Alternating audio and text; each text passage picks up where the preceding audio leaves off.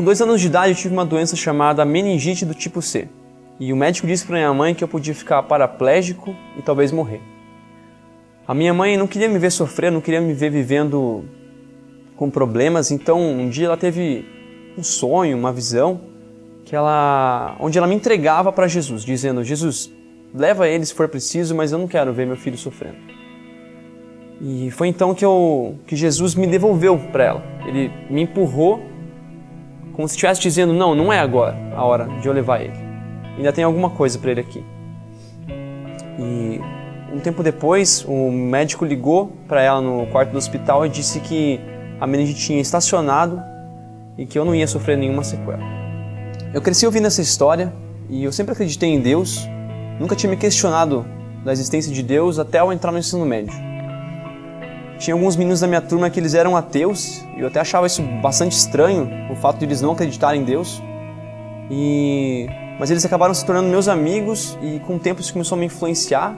Eu comecei a ver textos, assistia vídeos, falavam sobre ateísmo, até o ponto de que eu abandonei a minha fé e tudo que tivesse relacionado com Jesus, com a igreja ou mesmo com a Bíblia, mesmo que eu não tivesse lido ela anteriormente.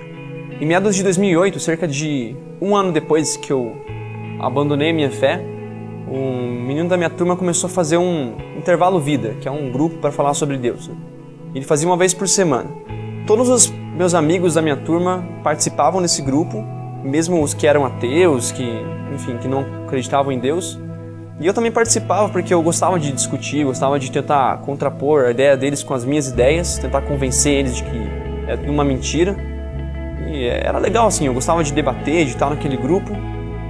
Eu até respeitava e achava interessante a visão deles, mas não era minha intenção viver como eles viviam, seguir os mesmos princípios, pois eu continuava achando que igreja era só uma manipulação de mentes e que Jesus, Bíblia e Deus era tudo uma mentira. Foi então que em 2009 a minha mente começou a mudar e eu comecei a parar para pensar: o que adianta eu não acreditar em Deus? Eu lembro que eu orava no meu quarto de vez em quando, eu falava: Deus, eu não acredito em você, eu não consigo, é muito difícil para mim, algo que eu não consigo ver, ouvir, tão abstrato assim. Mas eu quero muito ter essa fé, eu quero muito acreditar nesse Deus que os meus amigos falam tanto, que eles vivem todas essas coisas diferentes. E eu orava pedindo para Deus que Ele falasse comigo de alguma forma, qualquer forma que fosse, mas que eu pudesse ver que Ele estava presente. E as semanas foram passando, de vez em quando eu fazia uma oração sobre alguma coisa, tentando falar com Deus, tentando pedir para que Ele se revelasse para mim, me desse direções. E Ele começou realmente a me responder. E com isso eu comecei a perceber que Ele estava me ouvindo, que Ele estava presente e que aquilo não era só uma mentira. E a minha fé começou a, de certa forma, ressurgir das cinzas. Esse meu amigo, então ele começou a me convidar para ir na igreja. Toda sexta-feira, no culto dos adolescentes, ele me convidava. Vamos na igreja? Eu, não. Sempre inventava uma desculpa diferente e as semanas foram passando, cerca de 1 mês e meio, até que um dia eu falei para mim mesmo: vamos dar uma chance para isso. Pedi pro meu pai para ele me levar. Eu sempre inventava a desculpa de que ele não podia, de que era muito tarde, mas na real eu podia mesmo. E um dia eu falei que eu ia, ele se surpreendeu e cheguei na igreja, vi que era tudo diferente, fiquei muito surpreso com a estrutura, com o jeito que era feito e o pessoal, eles me acolheram muito bem.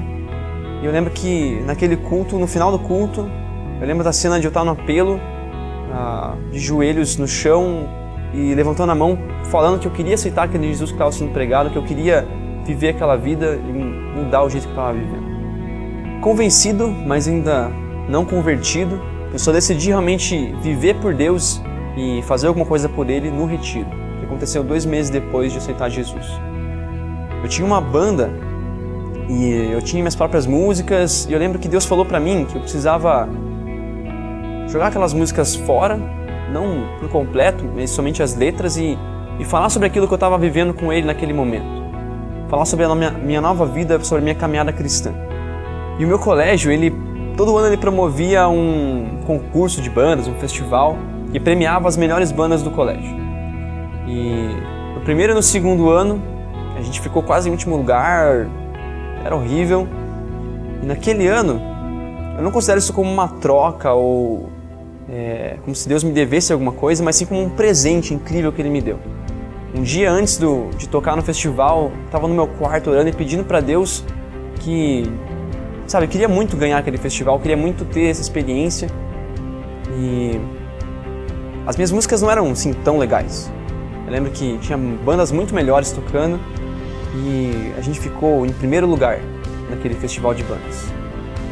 Hoje, ainda sendo transformado e ainda aprendendo muito com Deus, estou na faculdade, estou no Ministério de Louvor, participo de algumas viagens missionárias aqui da PIB e eu participo de um grupo que é muito parecido com o que tinha no meu ensino médio, só que hoje, ao invés de tentar provar o contrário, eu posso falar daquilo que Deus fez na minha vida e compartilhar um pouco da palavra de Deus com as pessoas que participam dele. Meu nome é Jonathan, tenho 20 anos, edito alta tensão e eu sei que não preciso fazer nada para conquistar o amor de Deus, mas por Ele me amar tanto, eu não consigo fazer outra coisa senão dedicar minha vida ao máximo por Ele.